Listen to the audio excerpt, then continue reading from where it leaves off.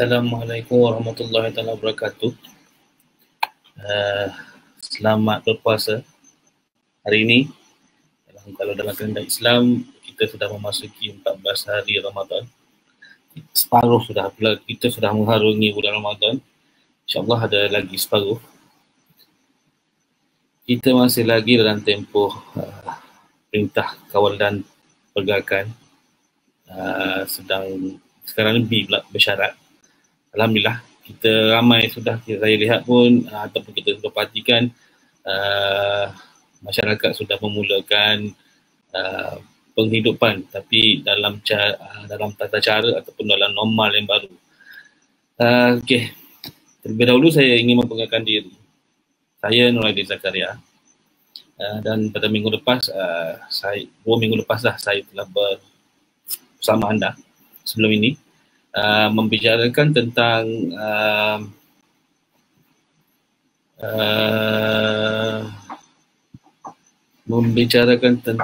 sejarah Kelantan. Jadi pada malam ini saya akan berkongsi berkenaan tokoh ataupun legenda yang semua orang tahu, iaitu tentang Kelantan. Sekejap tuan-tuan.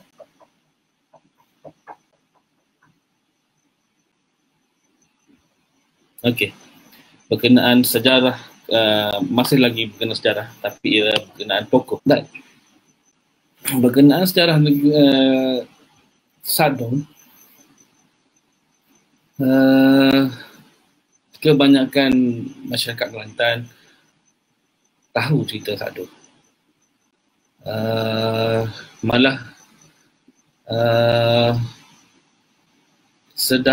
daripada Muslim muda lagi, kisah legenda Sadong dengan Cik Siti Wang Kembang ni ibarat tidak boleh dipisahkan lah daripada masyarakat Kelantan. Sentiasa dikabarkan, sentiasa dikisahkan. Namun ramai orang mempercayai kisah tersebut sebagai satu kisah yang benar. Namun pada saya, kisah tu kisah benar, tapi diselang-selikan dengan unsur-unsur yang orang kata di luar pemikiran. Unsur, kalau dalam sudut pengkajiannya disebut sebagai unsur bombastik, unsur supernaturalnya, dan kalau difahami oleh orang-orang yang lebih pakar dalam agama, ia sesuatu yang bercanggah dengan akidah kita. Namun itulah orang kata tersebut menjadi keistimewaan masyarakat Kelantan, di mana kisah Sadong itu sendiri, kita tolak dulu unsur-unsur mistik atau unsur bombastik tu, tapi kita akan bercerita juga mengenai kisah tersebut. Jadi sebenarnya untuk legenda Sadong ni, saya sedang menghasilkan satu penulisan lah, yang saya dengan tajuk sekarang ni lah, saya namakan sebagai tajuknya legenda Sadong. Okey, kita mulakan dengan apa yang orang ramai tahu mengenai Sadong itu sendiri. Pertama-tamanya, ramai orang yang menyedari ataupun mengetahui bahawa Puteri Sadong ni satu kisah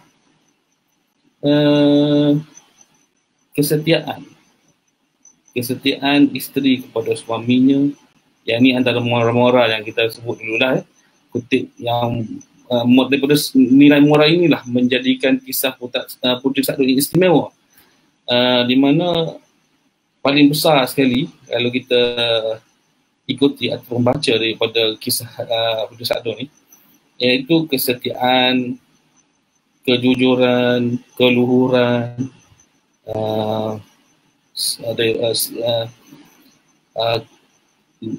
itulah nilai kemanusiaan, kasih sayang dalam kisah Puteri Saadon. Okey, itu satu hal lah. Kalau daripada penceritaan, ramai orang bercerita mengenai kisah Puteri Saadon ni tentang kisahnya dengan suaminya, kisah tragis, di mana disebut, ramai orang sebut pertengkar. Kisah pertengkaran tu memang tragis, dan permulaan pertengkarannya pun daripada permulaannya pun bermula dengan tragis, di mana kisah Puteri Saadon yang ramai orang tahu adalah mengenai kasih sayang Puteri Saadon ni kepada rakyatnya, di mana ringkasnya, di mana Puteri Saadon ni digambarkan sebagai seorang yang rupawan, jelita. Sampai kejelitaan Puteri Saadon ni tersebar luas. Maknanya pada drama tersebut, kalau pada masa sekarang ni top model kot, orang yang rupawan dan cantik lah, dan menjadi sebut-sebutan hingga diketahui oleh Raja Siam. Jadi Raja Siam ni, walaupun pada waktu yang sama, pada masa pengetahuannya, Puteri Saadon ni sudah berkahwin dengan Raja Abdullah. Okey. Jadi bila ringkasnya, bila Siam ni menghantar askar untuk membawa balik Puteri Saadon, diserang, negeri mereka diserang. Ini saya akan detailkan kemudian. Diserang, kemudian berpindah, diserang lagi hingga dalam satu keadaan rakyat Puteri Saadon ni kebulur lah. Kalau diserang sekali lagi, maka habis rakyat dia. Jadi kerana kasih dan sayangnya pada rakyat, dia minta izin dengan Raja Abdullah untuk ikut askar Siam balik ke Siam. Inilah tragisnya. Macam mana seorang suami untuk membenarkan isterinya pergi ikut, kalau orang kata ambil bawa pergi, serah diri. Ini satu kalau orang pandai bercerita memang mengalir mata lah. Jadi dalam kisah yang kita tahu, Puteri Saadon ikut tentera Siam balik ke Siam. Daripada situ balik ke Siam. Raja Siam ni cuba buat jahat lah. Tapi kerana orang kata tulah daripada Puteri Saadon ni, Raja Siam ni dah sakit. Daripada sakit tak ada siapa boleh berubat. Tak ada suka untuk diubat. Penyakit, kalau dia baca dalam hikayatnya, terkena penyakit kulit. Dikatakan penyakit kulit. Penyakit kulit ni macam-macam lah kan. Tapi tak tahulah penyakit kulit tu jenis macam mana. Tapi yang disebut penyakit kulit. Bila penyakit kulit ni macam-macam bersih. Sini pun macam bersih. Minum air cucuk minum air basuhan kaki, daripada semburan sirih, banyak bersih lah. Tapi paling kerap saya dengar adalah minum air basuh kaki. Tapi kalau dalam hikayat Seri Kelantan, air sirih yang dikunyah, lalu disembur kepada Raja Siam. Sembuhlah Raja Siam. Bila sembuh Raja Siam hantar semula Puteri Saadon ni balik ke masa tu di Kota Mahligai. Okey, bila balik inilah kisah sedihnya bermula. Balik-balik Puteri Sadun bila sampainya di Kota Malegai, dia sudah Puteri Sadun dapati Raja Abdullah telah berkahwin. Ini mari orang kata satu episod lagi lah dalam kisah Puteri Sadun ni. Saya cerita ringkasnya lah. Bila mana berlaku hal sedemikian, sedihlah. Ramai orang bersedih, berduka cita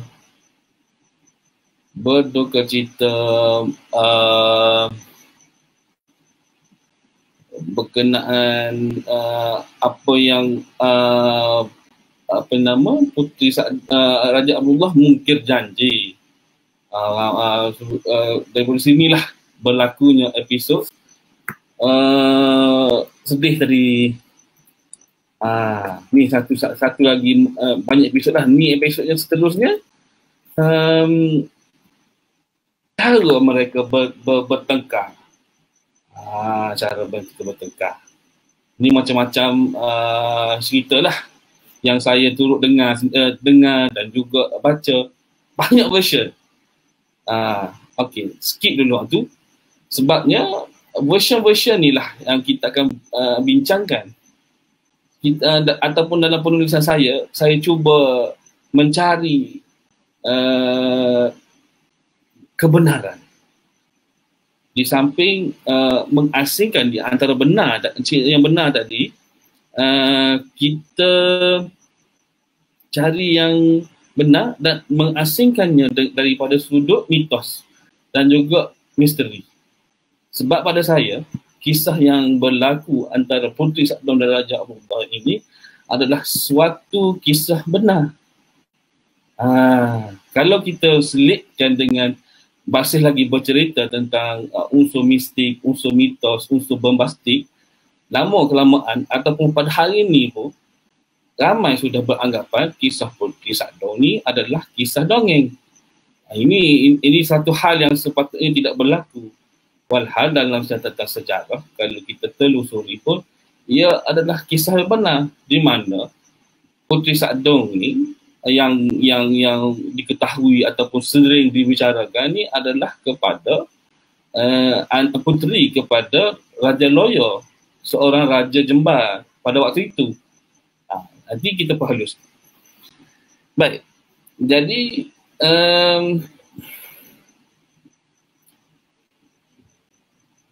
dalam buku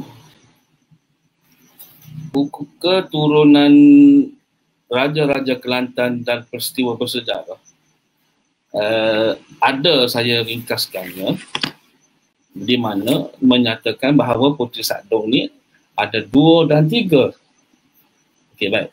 Kita tengok apa yang disebutkan tadi. 2, 3 tu tadi. Baik. Ni di sini. Yang ini. Yang biru ni sekalinya adalah nombor 2. Ini dalam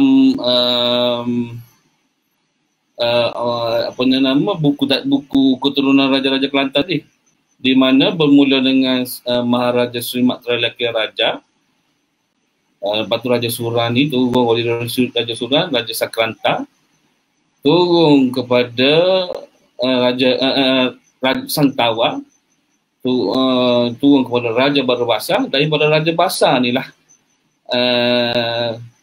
Puteri Sadun nombor 2. Yang saya sebut tadi tu, yang dah diketahui, Siti Zubaidah ni kisah dia berbeza pula.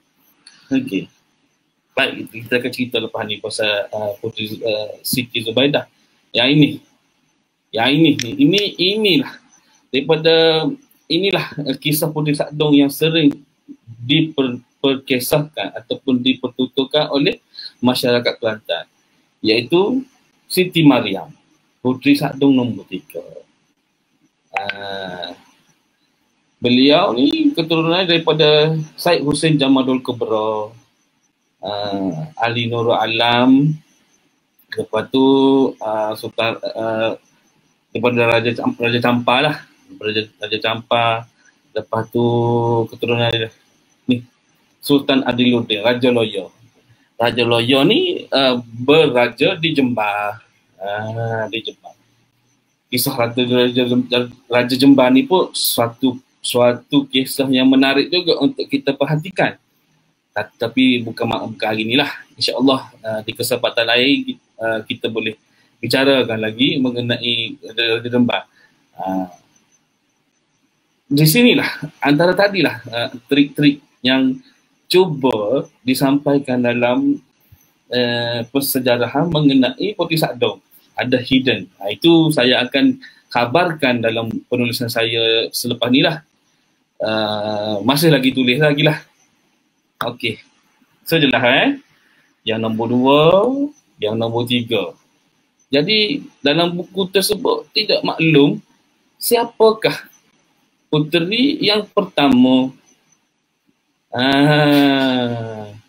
Tidak dimaklumkan siapa puteri yang pertama.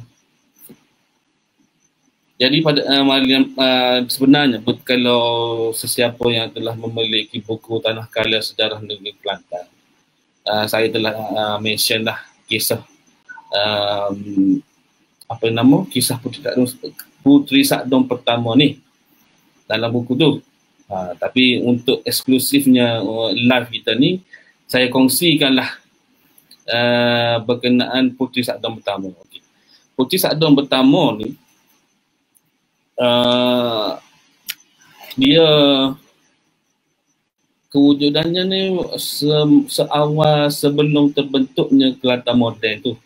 Sebelum Puteri Sagdong ni lama. Iaitu seawal kisahnya ketika perkembangan kalau yang ikuti mengenai sejarah awal Kelantan sebelum ni lah, iaitu berkenaan kala tanah, kisah Puteri Sagdong pertama ni ketika perkembangan kala tanah kepada Raktan Reptika. Ni sepatutnya kita cerita Reptika dulu, tapi live dulu minggu lepas tu kita berhenti setakat kala tanah bertukar menjadi Raktan Reptika. Tapi untuk panjanglah kita nak cerita, tapi kita cuba jam ataupun terus kepada mengenai Dewi Jayanaga ni ketika mana Raktan Reptika itu sudah berubah menjadi Sriwijaya. Di mana waktu tersebut ketika perubahan antara Tanah Merah ni kepada Sriwijaya ni yang dipimpin oleh Sri Jayanaga, seorang maharaja. Dia asalnya daripada Raktan Reptika, tapi bila dia sudah mengembang kuasanya, meluaskan kuasanya, itu kan nama Sriwijaya. Jadi Sriwijaya ni Sri Jayanaga ni lah takluk negara tu, takluk negara ini, hingganya ia melakukan penaklukan hingga ke kawasan kepulauan. Yang jadi dalam setiap ekspedisi ni, permaisuri dia ni ikut. Permaisuri dia ni lah dinamakan sebagai Dewi Jayanaga, dan juga disebut ataupun Allahyarham Ustaz Abdullah Muhammad Nakullah sebut sebagai Puteri Sagdong 1. Di mana setiap pertempuran ataupun peperangan yang dihadapi oleh Angkatan Sri Jayanaga dan juga Raja Jayanaga ni sendiri, Dewi Jayanaga ni tu serta ikut turun ke medan perang sebagai penguat semangat lah. Ni mungkin kalau saya tak fasih sangat, tapi kalau dulu kalau ikutkan cara orang dulu berperang, dia bawa belakang, dia bawa semua ahli keluarga dia. Satu cara masa perang dulu, semua ahli keluarga dia bawa sekali pergi perang. Jadi Dewi Jayanaga ni ikut juga Jayanaga ni meluaskan kuasa Sriwijaya. daripada Semenanjung, satu kisah lah. Dan daripada situlah beliau mendapat gelaran Puteri Sadong. Maknanya kesetiaan dia itu hingga digelarkan sebagai Puteri Sadong. Itu nombor satu. Dan beliau jugalah yang mempunyai seorang pendamping yang dinamakan sebagai Satyakirti, atau juga dikenali sebagai Begawan Kasausudi, dan juga disebut sebagai Awan Selamat. Ini isu satulah kalau peminat dia ada lah ni. Kalau kita sebut Awan Selamat ni ada sering ditanya.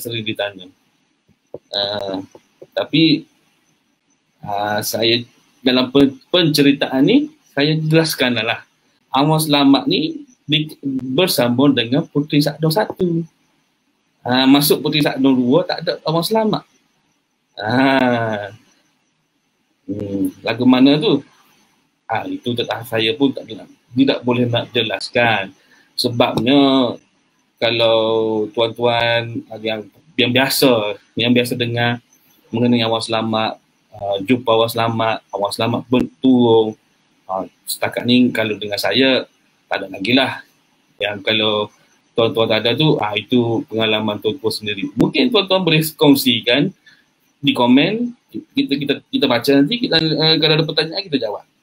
Itu Puteri Sadong 1, iaitu saya ulang balik, Puteri Sadong 1 ni adalah Dewi Jayanaga. Nama tubuhnya Dewi Jayanaga, Puteri Sadong 1. Kalau ikut tahunnya adalah daripada tahun 667 hingga 692 Masihi. Itu adalah Puteri Sadong 1. Okey, baik. Kita pergi pada, kalau tengok grafik tadi, Puteri Sadong yang kedua, iaitu Siti Zubaidah. Siti Zubaidah. Tahun 60-an dulu Siti Zubaidah ni sudah difilmkan menjadi filem klasik Melayu lah. Kisahnya dia ada ada satu teks lama tapi tidak dikenali siapa penulisnya. Kisah tajuknya adalah Syair Perang Cina. Syair Perang Cina. Mengenai Syair Perang Cina ni adalah teks berkenaan Siti Zubaidah. Okey, panjanglah. Buku tu tebal buku tu. Saya ada dua. Tak tahu di mana. Kalau ada saya share. Buku tu tebal. Daripada Jawi transliterasi kepada Rumi. Dia ada dua version. Satu version DBP, satu version PNM. Kalau version PNM tu ditulis oleh Dr. Allahyarham Dr. Randes Abdul Rahman Al-Ahmadi. Okey. Dia kalau version pertama tadi, version yang DBP diceritakan bukan sebentar lalu, diceritakan mengikut teks, dihuraikan mengikut teks daripada segi nama tempat, nama watak, ikut teks syair Perang Cina tu lah. Tapi kalau ikut version kedua oleh Dr. Randes Abdul Rahman Al-Ahmadi, ia terus mengatakan bahawa Siti Zubaidah ni asal daripada Bukit Marak, asal lepas tu ayahnya raja di Kelantan, raja-raja lama lah disebut dalam buku tu.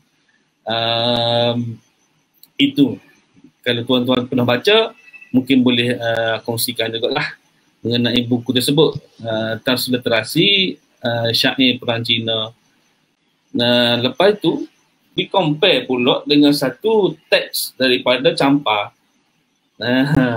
Namanya Nai Nang Mai Mangkah. Tak ada buku tu cerita. Nak sebut je lah, saya tak, tapi gitulah tajuknya.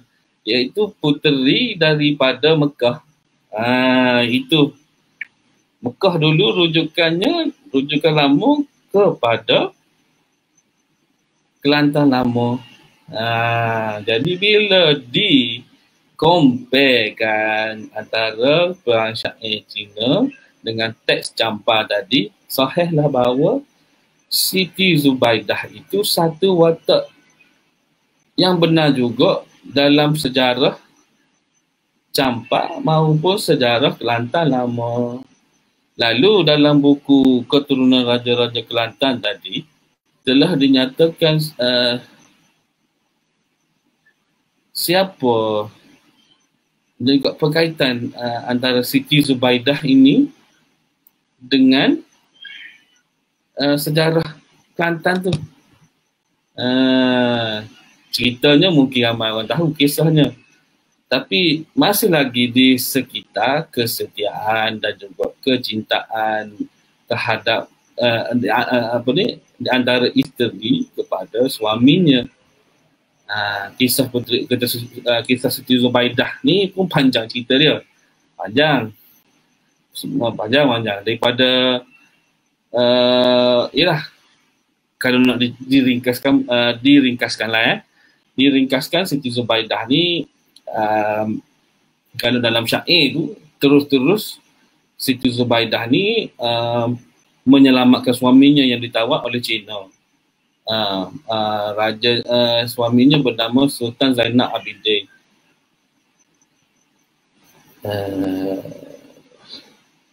Sultan Zainal Abidin ataupun lebih dikenali Raja Cik Bonga dalam Champa. Raja Cik Bonga ataupun Raja Merah dalam bahasa Melajunya. Ditawan oleh Cina melalui tipu muslihat. Lalu masa tu Champa tak boleh nak buat apa, gelisahnya ataupun susah hatinya seorang suami masa tu Siti Zubaidah ni keluar daripada istana, walaupun di masa tu dia sangat mengandung, keluar daripada istana, nenek itulah berusaha mencari suaminya. Macam-macam lah kisahnya dalam perjalanan tu tadi lah. Dalam perjalanan dia lahirkan anak dia, lepas tu tinggal di dalam hutan, tinggal di dalam hutan mungkin kerana orang kata sebut ketakwaan beliau kepada Allah Subhanahu Wa Taala. Walaupun ditinggalkan dalam hutan, masih lagi dapat diselamatkan oleh abang dia. Masa cerita dah itu satu side. Dan bila dah lahir tadi, dia meneruskan perjalanan. Dalam perjalanan menuntut ilmu pula, dia berjumpa dengan sahabat dia lah. Dia sebut sini sahabat. Ini satu hal juga. Kalau tadi Puteri Sagedong 1 disebut sebagai Awang Selamat ni pendamping kepada Dewi Jayanaga. Untuk kisah Puteri Sagedong 2 ni ataupun Siti Zubaidah ni, dia dah seorang kawan juga. Seorang kawan juga ada dalam penulisan saya dah. Nama dia kalau tak salah di sini, tuan-tuan, saya cuba cari apa nama. Namanya Ruqyah, Puteri Raja Yunan. Yang ni disebut sebagai dalam teks hikayat Perang Cina lah, disebut sebagai sahabat kepada Siti Zubaidah, iaitu bernama Ruqyah. Kehebatan dia adalah boleh berupa kalau kita sebut menyamar dah. Dia boleh menyamar menjadi lelaki. Ilmu dia Ruqyah dengan Siti Zubaidah, dia boleh menyamar jadi lelaki ni hingga walaupun dia menyamar seorang perempuan menyamar lelaki, perempuan dah cantik, dia menyamar jadi lelaki menjadi sangat tampan hingga berjaya mengaburi mata 7 orang puteri Cina. Itu antara kehebatan Puteri Sadong nombor 2. Itu Puteri Siti Zubaidah. Okay, baik, dalam penulisan saya ni, sebab dalam manuskrip yang tidak diterbitkan, manuskrip susunan Allahyarham Ustaz Abdullah Muhammad Nakula, itu bertajuk Rintasan Sejarah Negeri Kelantan. Dia menukilkan tentang sejarah bagaimana Sultan Zainal Abidin ataupun Raja Cik Bonga boleh berkahwin dengan Siti Zubaidah. Ni dalam teks Perang Syaitan Cina ni tak ada kisah tu, tapi dalam manuskrip susunan Ustaz Abdullah Muhammad Nakula tu ada dinyatakan kisah awal dia. Maknanya Puteri Sadong Siti Zubaidah ni anak kepada Raja Baru Basar. Saya suka sebut nama Raja Baru Basar, tapi ada nama lain. Dia pun kalau orang lain rujuk ada nama, dia pun banyak nama gelaran. Tapi saya suka sebut sebagai anak kepada puteri kepada Raja Baru Basar. Raja Baru Basar ni seorang raja yang berambisi, yang mana dia cuba memang dia bekerjasama dengan kerajaan Majapahit. Dululah bagaimana boleh bekerjasama tu satu hal yang lain, satu perbincangan yang orang kata satu perbincangan yang perlu lebih konklusif dan juga konkret. Sebab kalau sebut berkenaan Majapahit, ramai membakar daripada sudut sumbernya, daripada segi geografinya. Itu ialah seperti yang saya sebutkan, memerlukan perbincangan yang lebih komprehensif lah. Tapi dalam untuk kali ini kita sebutkan bahawa masa-masa Raja Cik Bonga ni nak pinang Puteri Siti Zubaidah ni, Raja Baru Basar sudah berjanji dengan Gajah Mada nak kahwinkan dengan dia dengan Batara Majapahit. Tak silap, tak ingat nama apa. Tapi gitulah. Tapi Raja Baru Basar ni berat hati untuk menerima. Awalnya dia sudah berjanji dengan Gajah Mada, tetapi dia tidak boleh tolak pinangan Raja Cik Bonga, sebab Raja Cik Bonga ni daripada campas diri mari. Sedangkan dia awalnya dia berjanji dengan Gajah Mada untuk kahwinkan dengan Batara Majapahit. Itu jadi bila ditimbang tarakan, jadi beratlah dia untuk mengahwinkan Puteri Siti Zubaidah dengan Raja Cik Bonga. Ada dalam penulisan saya. InsyaAllah tuan-tuan lanjutnya kalau insyaAllah kalau dah terbit, tuan-tuan boleh baca dalam buku tersebut lah. Ada saya panjangkan. Kalau dalam buku buku Tanah Kala Sejarah Negeri Kelantan, saya hanya sentuh sedikit-sedikit lah, tidak terlalu detail. Tapi dalam buku Khah ni didetailkan usaha dia, cabaran, pahit getih ada dimasukkan dalam penulisan berkenaan legenda Sadong ni lah. Okey, baik. Itu adalah berkenaan Puteri Sadong yang kedua, iaitu Siti Zubaidah. Okey, kita recap balik. Awal tadi kita sebut bahawa Puteri Dewi Jayanagar ni sekitar tahun 600 ujung-ujung kurung ke-8 Masihi itu adalah Puteri Sadong 1. Sadong kedua adalah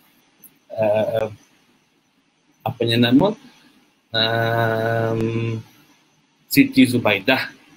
Puteri Sadong yang kedua pemaisuri kepada ataupun isteri kepada Raja Cik Bonga Sultan Zainal Abidin Campak, yang berkait dengan syair perang Cina, gitu. Lebih kurang gitulah. Okey, yang kedua. Dan yang ketiga ni adalah kisah yang paling popular. Yang paling popular. Sebab dalam kisah pertama kedua ni tiada episod pertengkaran antara dia dengan Raja Abdullah Tadi sebut dah. Nombor satu, suami dia namanya Raja Jayanaga. Yang kedua ni suami dia namanya Raja Sultan Zainal Abidin, Raja Champa. Yang ketiga inilah yang menjadi kisah paling orang ramai ingat dalam berkenaan Puteri Sagdong ni. Tapi semasa kalau saya dengar orang bercerita, diselitkan mengenai awal selamat, sahabat dia, kawan dia, pendamping dia, pengawal dia, panglima dia. Mungkin kalau sebut awal selamat tadi direct kepada Dewi Jayanaga, dan juga mungkin kepada Siti Zubaidah ni ada kawan nama dia Rukiah. Dalam kisah Puteri Sagdong yang ketiga ni, pendamping dia adalah Cik Siti Wang Kembang. Okey, perwatakan dalam kisah Puteri Sagdong ni, kita tidak mahu sangat terkait dengan Cik Siti Wang Kembang. Dia itu satu kisah lain. Sebab dalam kisah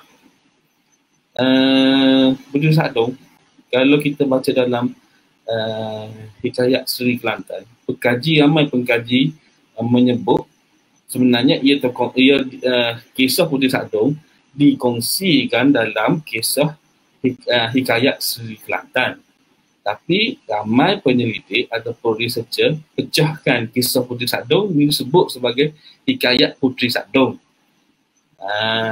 Hikayat Puteri Sagdong. Banyak version. Ada version dalam penulisan ni, saya sebutlah ada mention daripada mana sebut cerita ni. Tak silap saya kalau yang bercetak lah yang pernah ditemui oleh para penyelidik ni, tak silap saya dalam 5 ke 6 hikayat berkenaan Puteri Sagdong.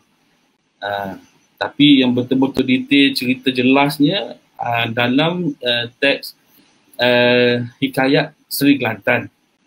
Okey. Dalam teks Hikayat Seri Kelantan disebutkan bahawa Cik Siti Wang Kembang ni mendapat khabar. Cik Siti Wang Kembang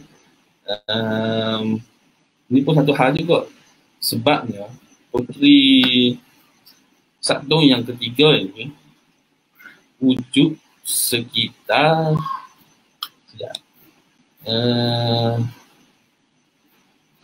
Puteri Sagdong yang ketiga ni wujud dan kewujudannya dalam kurung ke 17 dah kan. Tetapi kisah Cik Siti Wang Kembang ini, kalau tuan-tuan baca, beliau juga adalah Adroja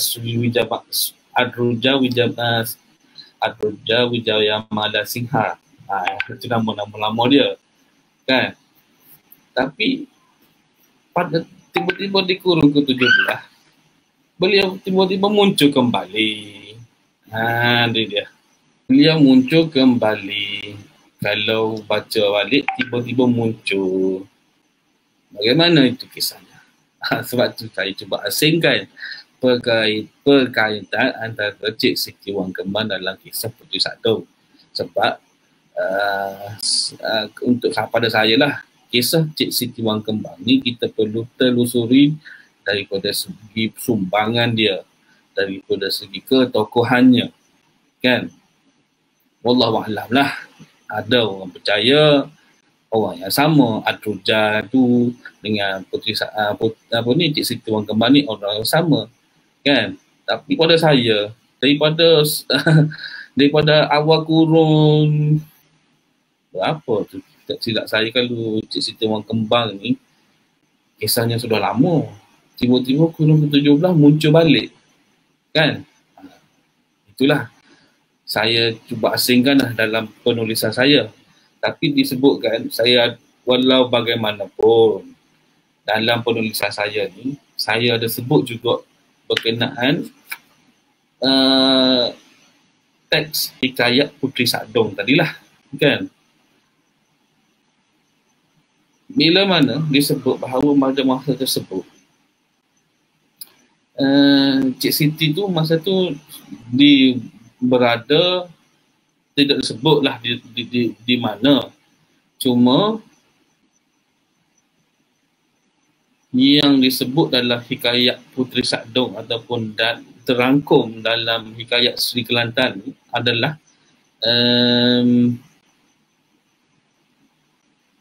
yang disebut, satu perasaan yang disebut adalah inilah suatu cetera hikayat zaman dahulu kala. Ada ceterakan oleh orang yang mempunyai cetera ini, asal raja yang memerintah negeri Kelantan ini, iaitu adalah seorang perempuan nama Encik Siti. Itu dia. Itulah raja yang memerintah negeri, terlalu besar kerajaannya. Maka Encik Siti itu tiada beranak atau berlaki. Adapun nama negeri pada masa itu tanah serendah sekebun, tanah serendah kebun bunga cerang tegayung. Nama kerajaan Cik Siti masa tu sekali disebut, dia tak sebut nama dia. Tanah serendah kebun bunga cerang tegayung. Kalau baca sekali, nama tempat lah kan. Tapi kalau 3 kali baca, ada satu maksud yang berlainan. Ada benda di situ. Itu satu masa lagi lah. InsyaAllah ada kelampangan kita bercara berkenaan Cik Siti Wang Kembang. Jadi daripada hikayat Puteri Sakdong tersebut berkata, maka tatkala itu adalah Encik Siti itu mendengar ada seorang anak Raja Jembar. Terlalu baik rupanya.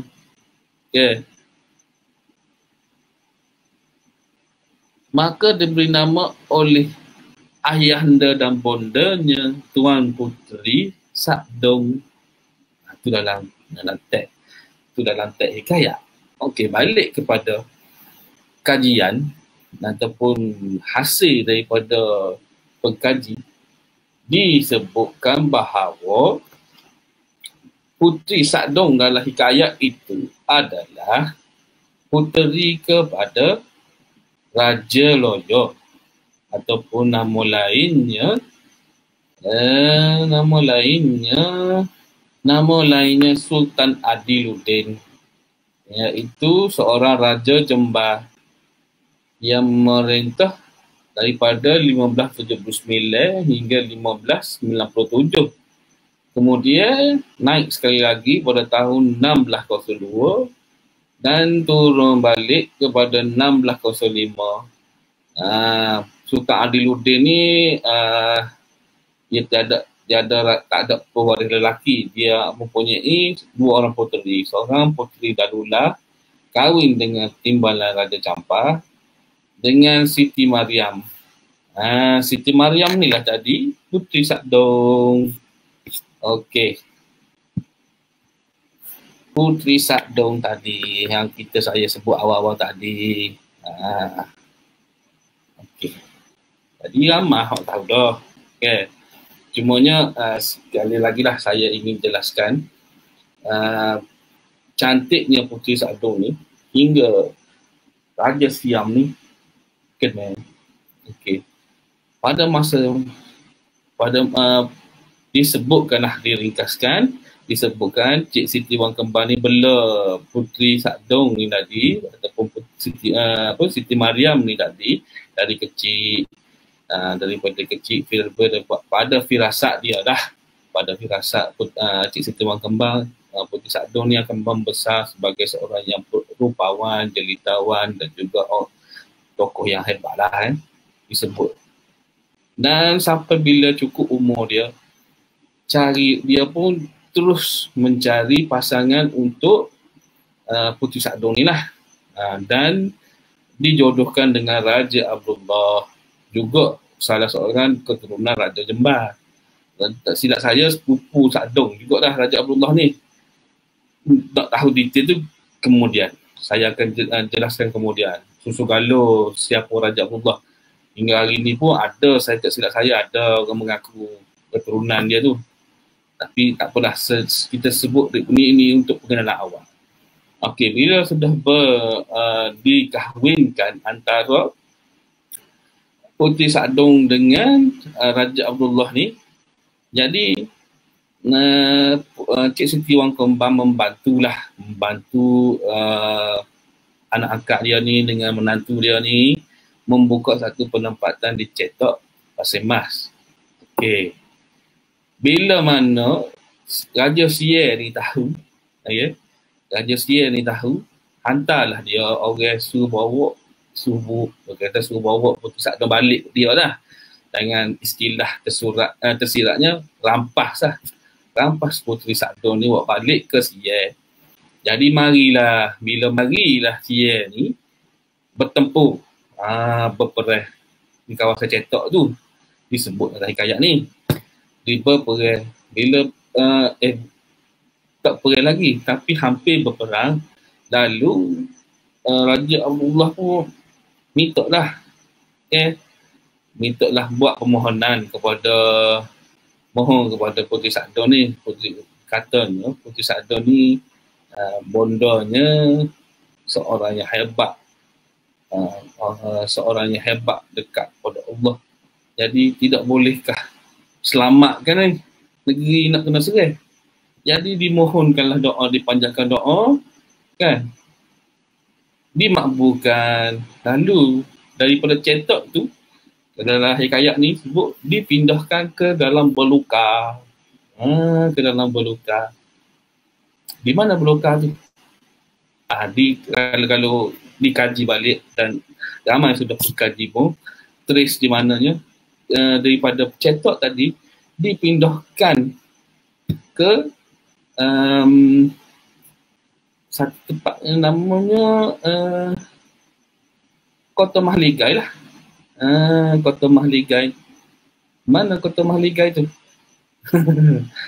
Kota Mahligai ni kalau sekarang ni memang ada lagi. Apa nama tempat tu? Ada satu tempat lah memang wujud lagi pun hingga sekarang ini pun.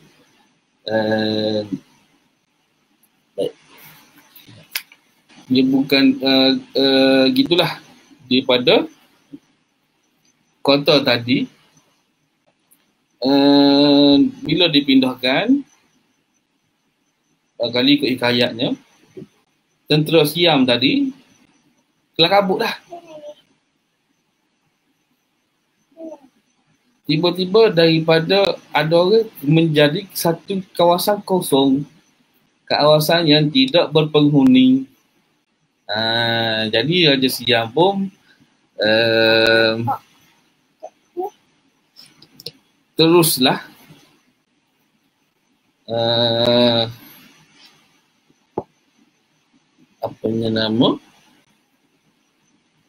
cari ahli nujum bagi Tok Cha. Tok Cha ni orang Sami yang paling bisa sekali lah. Tilik. Bila ditilik, dikatakan didapati bahawa tak jauh dia berpindah. Lalu dikejar. Bila dikejar, maka berjumpalah tentera Siam tadi boleh trek balik kota tersebut. Bila dia sudah trek, jadinya Puteri Sagdo disebutlah dalam hikayat tu bahawa Puteri Sagdo ni, kalau kita baca, kita boleh gambarkan bahawa dia dalam keadaan stres, tertekan bila menghadapi ancaman tu. Sebab dia kasih dan sayangkan rakyatnya, dan dalam pada masa sama kecintaan dia kepada suaminya jadi bertembung. Pada siapa yang perlu beliau lebihkan? Suaminya? Suami ini lebih pada diri sendiri ataupun rakyatnya? Kalau dia ambil suaminya, rakyatnya mati. Baik tuan-tuan. Bila dalam keadaan rusuh, bila dalam keadaan tertekan itu, jadi dia pilih sayangkan rakyatnya. Dia pilih ikut Raja Sier. Tapi dia berjanji dengan Raja Abdullah. Dia kata tunggu dia. Jadi ikut aja Sia, ikut kata Sia tadi, perai Sia tadi, tentera tanpa perang. Okey. Ya, bila dia sukarlah Raja Sia. Bila Puteri Sakdong tu dibawa balik, suka. Raja Sia suka. Raja Sia suka.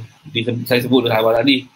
Dan kesukaan gitu dia cuba buat jahat kepada Puteri Sakdong. Puteri Sakdong dengar dia nak kekal tu, Puteri Sakdong sembuh air liur dia, sembuh dari hikayat sebut air sirih. Sembuh air sirih. Bila bahasa mudahnya kata putus ting lah Raja Sia tu tadi.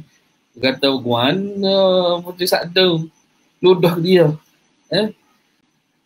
duduk kepada keesokan harinya lepas kena sembuh sirih tadi, air sirih tadi, kena penyakit kulit, jumpa tabib ni tak boleh nak berubat, jumpa Brahma ni tak boleh nak berubat.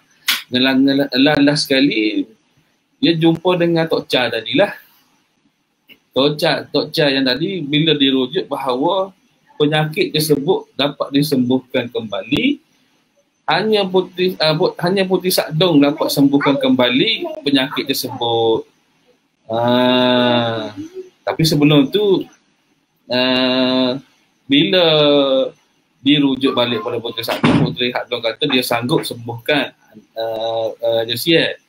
Andai kata dia hantar balik, kalau disembuhkan Raja Sia ni, Raja Sia kena hantar dia balik ke Mahligai. Jadi berubatlah. Ada disebutkan cara ubatan tu ada disebut. Itu satu lagi. Ini satu lagi orang kata diselitkan unsur pengubatan. Unsur pengubatan dalam hikayat. Ada cara disebut. Kalau orang pandai lah kot. Orang pandai dia tahulah cara dia lagu mana. Disebut tadilah ada cara disebut Puteri Sakdong tu sembuhkan Raja Siam tadi. Sembuhlah Raja Siam daripada penyakit kulit tu. Bila dia sembuh, jadi Raja Siam pun tunaikanlah permintaan Puteri Sakdong tadi. Tunaikan Puteri Sakdong.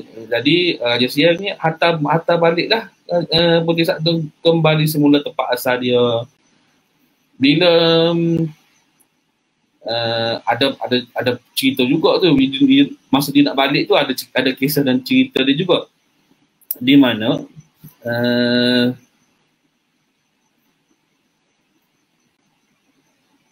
sewaktu dia masa dia balik tadi, dia minta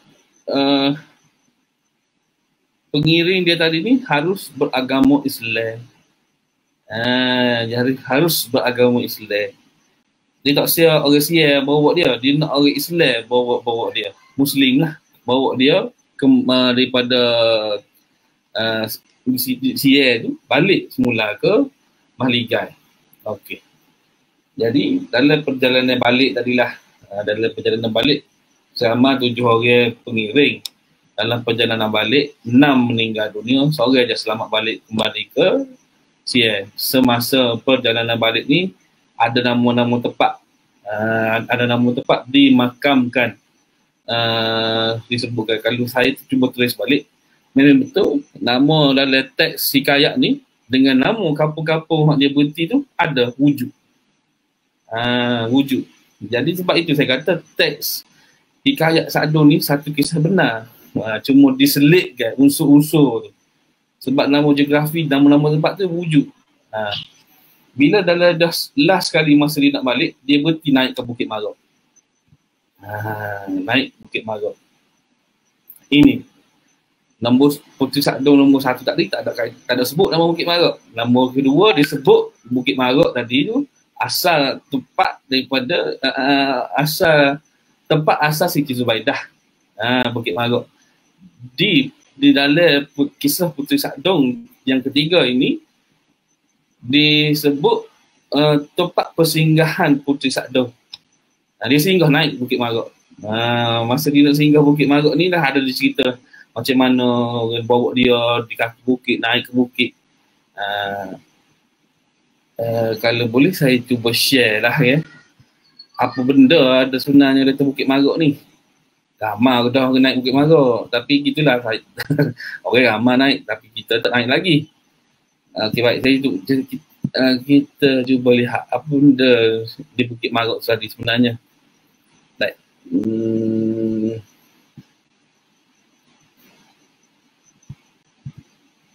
Di Bukit Marok ni, kalau kita bukit tu tak adalah besar. Kalau kita di kaki bukit tu nampak dia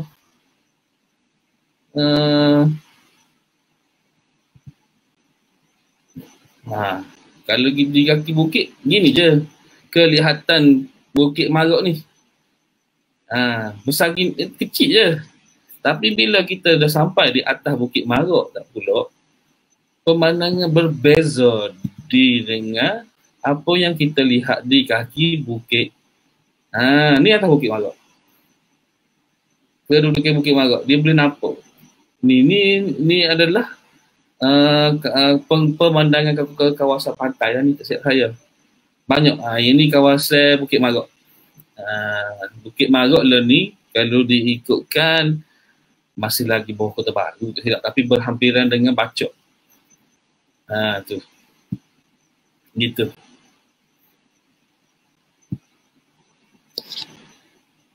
Atas Bukit Marok. Bila kita kembali sambung lah Bila di atas Bukit Marok tu tadi. Jadi bila duduk di situ disebut galik sekejap ataupun leka sekejap Puteri Sagdong tadi tu. Dan seminggu.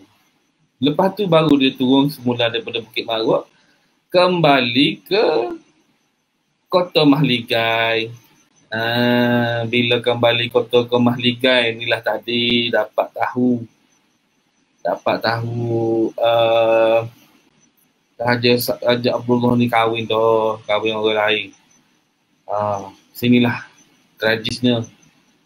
Ada dialog-dialog berduka cita, berduka lara ni ada disebut dalam hikayat. Tak lepas lama pada tu, okay, dalam keadaan mungkin banyak pertanyaan, mungkin keadaan yang tegang membuatkan Raja Abdullah itu tertekan. Lalu dia ambil pedang, dipancungnya kepala Puteri Sagdong putus dua. Ini saya yang saya inform ni adalah daripada teks hikayat Puteri Sagdong. Dipancung penggal dua kepalanya. Ramai ada sebut kata kisah kalau sebut Puteri Sagdong, Puteri Sagdong ambil sanggul dia tikam dengan cucuk sanggul. Satu version. Ada juga kata nak ambil cucuk sanggul, nak tikam Raja Abdullah, panah peti melalui cucuk sanggul tu tadi kena Raja Abdullah. Itu ada orang je sebut juga. Tapi saya kena berlaku adil sebab dalam hikayat yang saya baca, Raja Abdullah bila dalam keadaan stres sebaik kepulangan Puteri Sagdong tadi, dipenggal dua kepala Puteri Sagdong. Gitu. Bila mana keadaan gitu, Raja Abdullah tinggal gitu je lah. Lalu ugut dayang-dayang kalau sesiapa yang mempersoalkan tindakan dia, gitulah nasib yang akan diterima. Ada seorang dayang bongsu disebut, yang mana tugas dia pun sebelum tu adalah mengasuh Puteri Sagdong. Puteri Sagdong pun berpesan pada dia, kalau jadi gapo-gapo pada dia, ambil air mawar dalam sanggul dia. Ambil air mawar daripada sanggul dia itu, titiskan pada luka. Jadi dia ambil lah. Buat seperti Puteri Sagdong pesan. Dayang-dayang lain tak berani nak buat. Sebab Puteri Sagdong pesan kepada dia saja. Dayang bongsu. Disebut namanya Dayang bongsu. Ambil air mawar tadi, dititiskan pada luka Puteri Sagdong. Lalu ia tutup jasad tu dengan kain putih. Duduk tidak berapa lama, disebut dalam hikayat, tiba-tiba jasad tersebut bersing. Bersing. Lalu dalam teks tersebut dikhabarkan bahawa air mawar tadi dibekalkan oleh Cik Siti Wang Kembang. Apa jenis ilmu? Wallahu a'lam. Saya bagi ni daripada hikayat. Wallahu a'lam. Tapi itulah hikayat sebut. Lalu bila dititis selimut kain putih, bersing jasad tersebut. Lepas tu segar baliklah Puteri Sagdung. Segar balik Puteri Sagdung. Berapa lama tempoh tu, kalau kita teliti balik, kita baca balik, kalau kata sebut jelujur balik teks hikayat Puteri Sagdung ni dalam tempoh 3 hari. Dalam tempoh 3 hari selepas dipancung. Pembaruan ni tak, istilah dia pancung lah. Itu tu. Jadi bila mana sedar balik Puteri Sagdung, satu lagi kisah dia hambak ni kejar mengejar, berlaku adegan kejar mengejar di mana Cik Siti Puteri Sagdung cuba mahu membalas balik perbuatan Raja Abdullah pada dia. Katanya Puteri Sagdung, mu raja orang jatah, bakpo mu lari. Hak ni mu berani buat gini kau orang Tina. Jadi Puteri Raja Abdullah terkejut. Bila terkejut, berhenti tu dipancung balik oleh Puteri Sagdung. Penggaduan lah juga Raja Abdullah. Lalu selepas tu dimakamkanlah, disebut dimakam sebagai adat-adat raja matilah, adat-adat raja meninggal. Dijalankan semuanya ikut adat-adat raja meninggal lah. Jadi dimakamkan di Tasik Lelayan Mandi. Raja Abdullah tadi. Jadinya bila dah duduk tidak lama pada tu, Puteri Sagdung sedih dengan apa yang berlaku pada dia, dengan kejadian telah berlaku. Jadi dia berpindahlah daripada Istana Mahligai, Kota Mahligai itu tadi, pindah naik ke Bukit Marak. Di sinilah cerita kisah Bukit Marak. Di kisah Bukit Marak, naik di Bukit Marak, naik beraja di Bukit Marak. Kalau tuan-tuan tengok saya share gambar tadi, pemandangan di atas bukit tu cukup indah. Kalau orang yang mencintai alam ni, di atas puncak bukit tu memang comel lah. Dan hingga hari ni pun ada di Bukit Marak tu sendiri pun ada gua, ada binaan yang tempat duduk. Terahulah binaan kemudian ke binaan sewaktu ke, tapi kisah Puteri Sagdung yang ketiga ni berlaku sekitar kurun ke-17 dah. Yang baru ke tak baru, dalam lebih kurang 300 tahun lebih lah. Gitu. Bila di Bukit Jembar, bila di Bukit Marak tu tadi, dia naik tak ramai. Bukan semua rakyat dia ikut. Dia naik tak ramai. Lalu, marilah. Kisah dia, cerita dia panjang lagi. Tapi semasa dia di Bukit Marak tadi, adik kepada Raja Abdullah. Tak silap saya nama Raja Muhammad. Kau?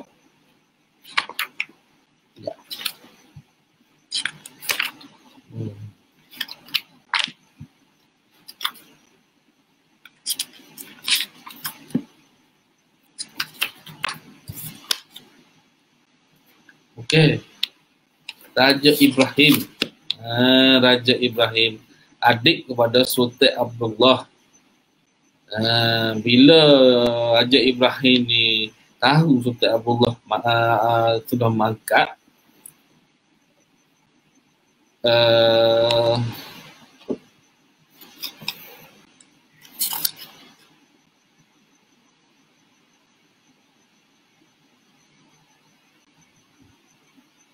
kata je Puteri Sadong, soalan kepada Tanji tanya Raja Ibrahim, apa hajat dia mari nak tutup bela ke abang dia mati? Bukan, katanya, bukan mahu menutup bela, tetapi dia kesiankan di Kota Sening dengan Kota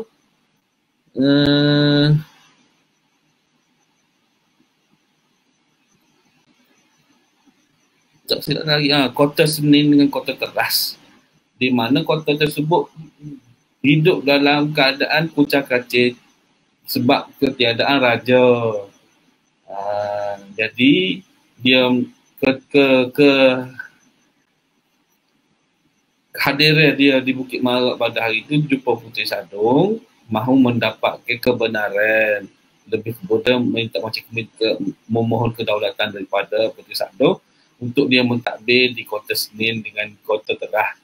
Dua tempat ni masih ada lagi, masih wujud lagi, walaupun bukan kota, tapi ada lagi nama tempat ni di satu tempat dalam satu kawasan Jember. Sekarang ni lah, kawasan ni sekitar kalau dekat, dia tak jauh di antara kawasan Pulau Melaka tu. Jadi kalau di bukan Pulau Melaka, sekarang ni dulu paling kita Lalak, sekarang ni sudah balik Kota Jember. Kawasan itulah antara Senin dengan Teras tadi. Ada dua kota tu. Bila mendengar permohonan Raja Ibrahim, maka Puteri Sadong serahkanlah pada kepandaian, kebijaksanaan dan juga kecerdikan Raja Ibrahim untuk memerintah, lalu dilantik sebagai Sultan Ibrahim. Duduk tidak lama kemudian, pakat mengadulah dari rakyat-rakyat di kota Teras Sening bahawa pemerintahan Sultan Ibrahim ni zalim. Katanya zalim, rakyat hidup susah. Jadi daripada situlah terbit daripada hati Puteri Sadong bahawa dia kata-kata akhir dia dalam hikayat tersebut bahawa aku tak nak beri pada orang menjadi raja memerintah pun tidak lepas dia dengan dia juga. Gitu. Maknanya dia kata, kat orang pun tak lepas dengan dia juga. Dia kecil hati. Daripada kecil hati itu sebut, maka dia bersumpah. Dia bersumpah bahawa Raja Ibrahim itu putus keturunan. Dalam hikayat tersebut. Dan dia sendiri ni pun raib daripada pandangan orang ramai. Jadi ada orang sebut, siapa yang memberi pinjam makuk, ni satu kisah turun temurun gratis. Bila nak nikah dulu lah, okay. Bila nak buat bekwah ataupun kenduri kendara, pinjam mangkuknya, alat peralatan puyuk belanga pun semua dipinjam daripada Puteri Sadong ataupun Cik Siti Wakembai. Demo tu kecil hati, okay? Pinjam mangkuk pecah, pinjam mangkuk pecah, tak hantar, barang tak hantar. Raja-raja ni kecil hati, lalu gaib. Ada juga berkisah benda perkara tersebut lah. Tapi dalam kisah Puteri Sadong ni disebut, ada orang share daripada saya bahawa yang memberi pinjam makuk tersebut bukan Puteri Sadong, tapi sepupu dia yang bernama Puteri Mayang Mengurai. Siapa Puteri Mayang Mengurai? Wallahualam, setakat ni saya ada pernah dengar tapi tidak mengambil berat. Mungkin kita boleh telusuri kemudian lah. Kisah sebenarnya Cik Siti Wakembai ke Puteri Sadong kau tak beri orang pinjam makuk di pinjam ni, tak ada gitu. Itulah antara Sebab kenapa saya cuba membuat satu penulisan baru mengenai Sadong, iaitu saya cuba pisahkan antara mitos dan juga kejadian yang benar. Sebab kebenaran tu lagi hebat pada zaman sekarang ni. Orang tak mula dengar cerita-cerita bombastik, sebab cerita bombastik satu benda yang boleh ditonton pada filem sekarang ni, ataupun disebut fiction, novel fiction. Orang zaman sekarang ni tidak menerima lah idea-idea bombastik dengan ayat-ayat hyperbola. Jadi pada saya, saat sekarang ni, kalau isu persejarahan yang berkait dengan isu bombastik, kita cuba asingkan antara reality dengan fantasi ataupun fiction. Tapi kita juga ada orang kata, betul kan gitu? Sebab ilmu orang sekarang ni tidak sama dengan ilmu orang dulu. Saya nak jawab direct pun saya tak pasti, tapi kita boleh kata begitulah. Kata antara orang panggil kecerdasan lokal, local genius. Local genius ni bukan hari ni je wujud, zaman dulu pun ada. Kalau lah hari ni kita kata hebat, orang dulu pun ada kehebatan dia. Jadi benarkah benda-benda yang kita sebut mitos itu satu perkara yang tahyul? Satu benda yang di sini patut kita tegaskan lah kan. Sesuatu perkara yang ni saya cuba simpulkan daripada antara local genius dulu dengan sekarang. Benda tahyul, benda tu ataupun benda tu reality. Dia gini pada saya,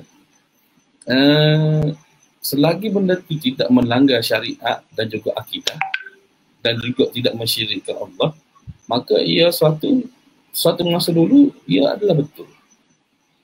Kalaulah benda tu mensyirikkan Allah, melanggar akidah, jadi benda tu sewajarnya ditinggalkan. Ditinggalkan. Benar atau tidak, itu atas judgement tuan-tuan dan puan-puan. Sejauh mana kepercayaan, batas dia adalah pada akidah kita. Gitulah. So dari sepanjang-panjang kita live ni, kalau di page historism ni terdapat 42 komen. Saya cuba bacalah. Saya cuba bacakan komen tuan-tuan ni, kalau boleh dibaca. Hanya 4 je nampak pada saya ni, iaitu daripada Muhammad Mizan bin Omar yang menyatakan bahawa Puteri Maya Mengurai ni sepupu Puteri Sadong 3. Siapa pula Maya Mengurai ni? Wallahualam. Buat masa sekarang ni, itu yang boleh saya sebutkan dulu. Bukit Paksi di Pasir Putih betul-betulkah dengan Bukit Marak? Ini pun satu hal yang perlu diteliti lagi. Ada kisah juga berkenaan Bukit Paksi ni. Lepas tu hubungan Puteri Sadong dengan Bukit Paksi itu tadilah. Betul ni macam Tuan Lonis macam ni doyak ilmu. Banyak ilmu-ilmu lampau sudah luput. Betul. Sebab ilmu sekarang ni lebih memenuhi kehendak masyarakat sekarang. Ilmu dulu pun benda yang benar. Tapi keperluan zaman tu lah. Tapi kalau dia melanggar akidah, sepatutnya kita tinggal lah. Okay. Begitu. Lagi komen ni, kalau saya boleh baca. Inilah komen ni saya hanya boleh baca di Facebook.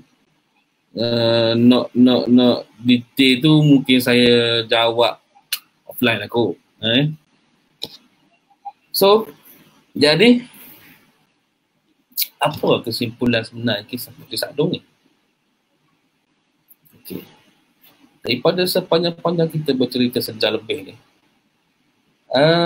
Sakdong ni sebenarnya adalah gelaran. Sakdong, gelaran. Gelaran. Gelaran. Ada satu, ada dua, ada tiga. Itu mak kita tahu. Dan pada masa sekarang ni, muncul yang mendakwa diri Puteri Sakdong nombor 7. Ada tuan-tuan. Tuan-tuan Google, adalah dia. Dia ada. Mendakwa diri Puteri ke-7. Benar ke? Wallahualam. Tuan-tuan boleh baca, tuan-tuan boleh cek sendiri di Google. Ada Puteri Sakdong nombor 7. Dan usaha-usaha dia untuk mengesahkan diri beliau pun dibuat. Beliau sendiri pun pernah mari ke Malaysia lah. Dia pernah mari hadir ke Malaysia, mari melawat tempat-tempat yang berkait dengan Puteri Sakdong sebelum-sebelum ni. Dan juga dia mendakwa diri tidak mahu klaim apa-apa, cuma nak mengesahkan diri dia. Gitulah katanya. Mengesahkan diri. Lepas tu yang satu tadi saya sebut sebagai Puteri Sakdong ni adalah gelaran. Itu satu hal. Macam kita sebut gelaran kita sebut kepada Sri Kandi lah. Sri Kandi ni istilah khas untuk perwira ataupun pahlawan daripada kalangan orang perempuan atau kalangan wanita. Kita sebut Sri Kandi. Mungkin sebelum tu adalah namun disebut sebagai Sakdong. Sakdong, Puteri Sakdong. Sri Kandi. Sekarang ni orang panggil Sri Kandi. Daripada dari situlah. Lepas tu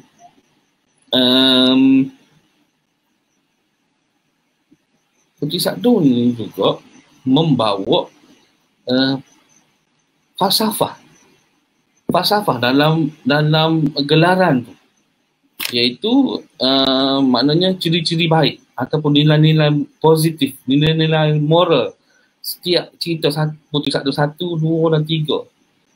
Di mana pengorbanannya kepada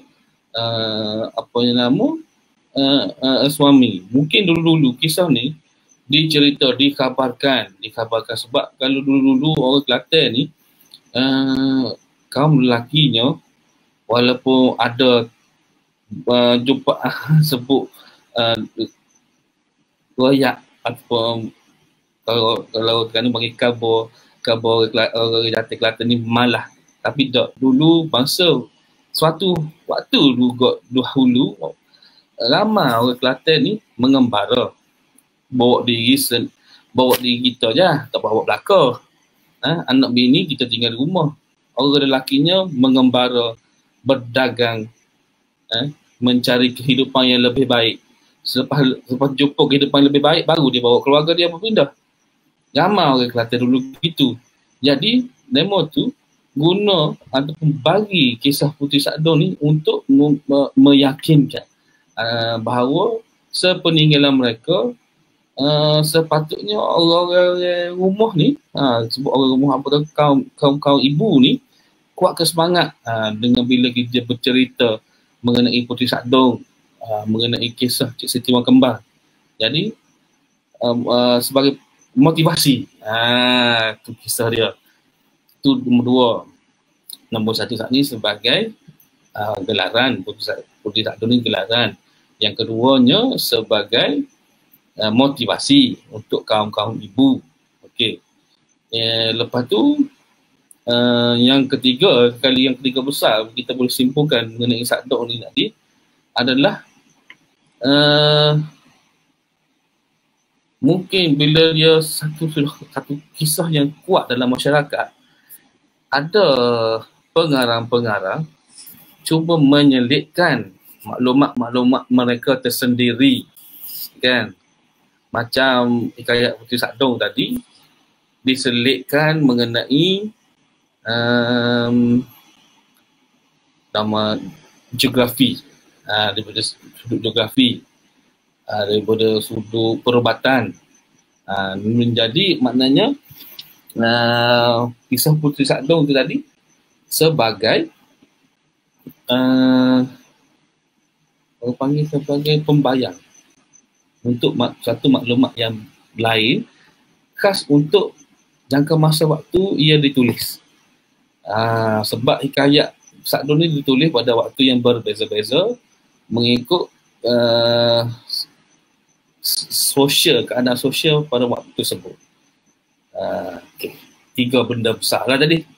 Satu, itu Sakdong sebagai Betul Sakdong ni adalah satu gelaran, bukan nama identik, bukan identik kepada individu, dia nama gelaran. Sampai sekarang, sebabnya sampai sekarang ni pun ada orang pakai lagi nama gelaran Sakdong. Yang kedua, sebagai motivasi kaum ibu masyarakat Kelantan. Yang ketiga tadi, sebagai benda bahan saduran. Bahan saduran untuk maklumat yang lain yang mungkin hanya difahami satu kelompok yang lain. Yang ketiga.